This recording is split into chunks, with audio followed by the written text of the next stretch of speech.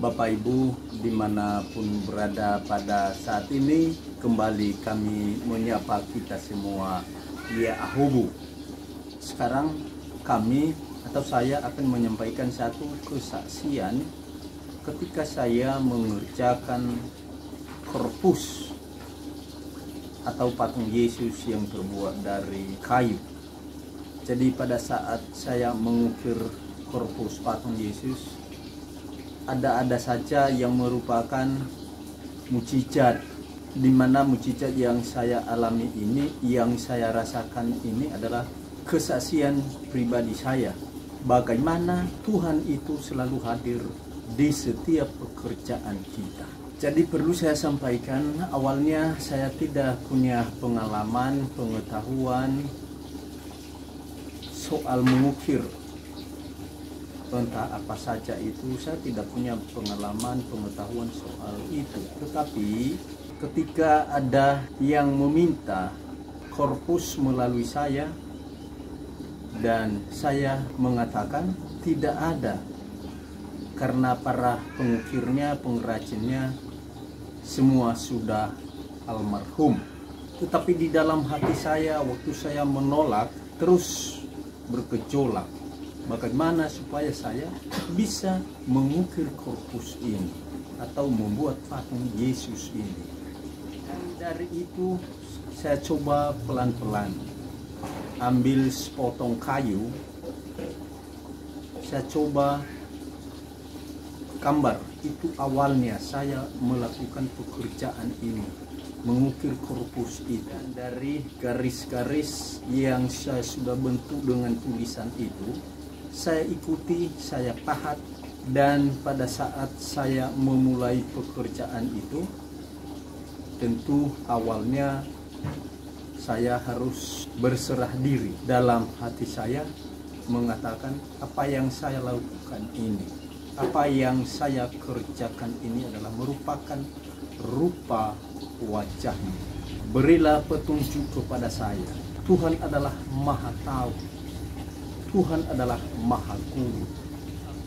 Berdoa di dalam hati, juga tangan saya memegang pahat serta penokok, terus memahat kayu atau mengukir kayu sambil mengikuti tulisan yang telah saya buat di atas permukaan kayu itu. Dan jujur, di luar dugaan saya, itu pertama kalinya, itu awal saya membuat korpus. Dan pada akhirnya selesai pekerjaan itu, selesai ukiran itu dengan baik. Walaupun tidak sempurna, sudah mulai ada gambaran bahwa bila saya melakukan terus-menerus, pasti hasilnya bagus. Itu keyakinan saya. Itu tekad yang ada di dalam diri saya. Dan pada akhirnya terus saya kerjakan, terus saya ukir korpus ini, dan saya rasakan seperti lega. Saya punya semangat luar biasa. Bahkan makan pun, minum pun, kadang saya tidak teringat. Tetapi apa yang sudah saya rasakan itu, sebagai manusia saya heran, kenapa seperti ini. Di sini mulai muncul di dalam hati saya, mengatakan, bila diriku ini Engkau gunakan, saya siap melakukan semampu saya. Saya mohon Roh-Mu turun menuntun saya dalam setiap kerjaan yang saya lakukan. Berikutnya Bapak Ibu, di saat saya melakukan pekerjaan ini, mengukir korpus patung Yesus, hal lain yang mengerikan di luar dugaan saya, saudara. Ketika saya memahat bagian-bagian dari korpus ini. Kadang-kadang ketika saya memahat, contohnya di bagian hidung ini, ketika saya lihat, saya perhatikan, hatiku mengatakan, saya mengatakan di sini seharusnya lewat di sini lengkukan dari hidungnya ini atau matanya ini atau mulutnya ini atau rambutnya ini. Tetapi di luar dugaan, saudara, kadang-kadang pahat itu ketika saya ketok, kini saya ketok, mulut dari pahat ini kadang-kadang tidak mengikuti kata hatiku tadi. Dia lewat kemana-mana. Dan saya sebagai manusia, saya sebagai orang yang lemah, saya katakan saya sudah salah. Dan kadang di saat itu, seketika itu, saya kecewa dengan kerjaan itu.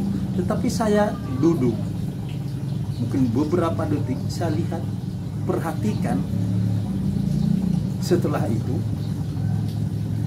dan saya lihat seperti kesalahan yang menurut saya itu yang betulnya. Seperti tangan saya itu, pahatan itu, dan penokok itu bukan saya yang mengatur kekuatannya, tetapi seperti ada roh, ada kekuatan lain yang mengarahkan tangan saya, yang mengarahkan pikiran saya.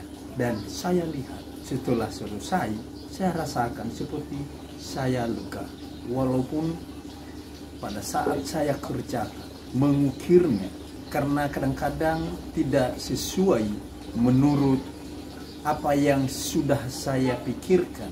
Seperti tadi, kalau hidungnya atau matanya. Tetapi pada akhirnya, ketika saya lihat kesalahan yang saya lakukan itu bukan kesalahan, tetapi itu membetulkan, menyempurnakan pekerjaan saya itu. Saya tidak tahu, di luar dugaan saya, kenapa bisa begitu. Ini Bapak Ibu merupakan kesaksian saya secara pribadi. Jadi kalau saya pikir-pikir, ketika kita semakin mendekatkan diri kepada Tuhan, yakin bahwa Tuhan tidak pernah meninggalkan kita. Rohnya itu selalu menjaga kita. Rohnya itu selalu meluruskan jalan kita ke jalan yang benar.